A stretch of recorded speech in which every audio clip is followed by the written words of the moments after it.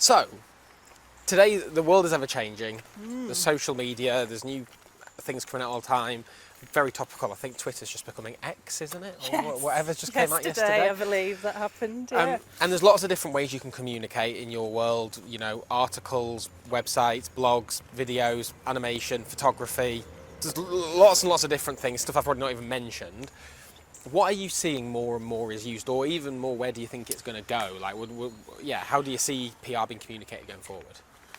I think digitally is obviously the way it's going to go. Yeah. I think, as you say, there are so many different channels, and I think we've always said to clients, don't try and do everything. Make sure be where the people who matter are.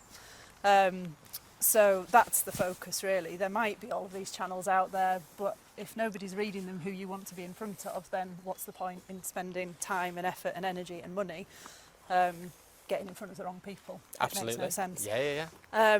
But digitally, I mean, in the PR world, because the PR world for an industry that's all about communication and clarity, we do a very good job of not being clear about what we do. Yeah, okay, yeah, I get it. Yeah. I always find very interesting. Yeah. So we've got this model. Oh, cyclists, maybe we'll move over. Watch yourself, Matt. Sorry, thanks. No worries.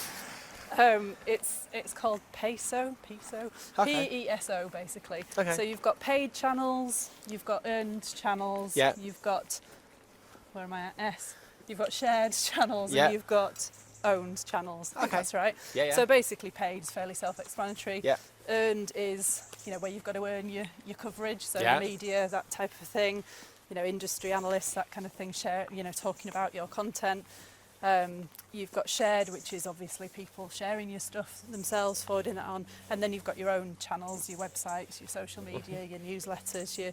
So I think there's always going to be that mix, and I think you're always going to need that mix. It's just where those channels are going to end up and what's now. We've got threads now, haven't we, that people are thinking about and evaluating, and Although where that does seems that go? to be like, I read something last night about people saying, I spent all weekend on Threads the first weekend and now not gone on it in 2 weeks. I don't know, Yeah. it's always difficult to know if these things are going to work, well, not going to work, but if they're going to be used right, or if they're going to, Yeah.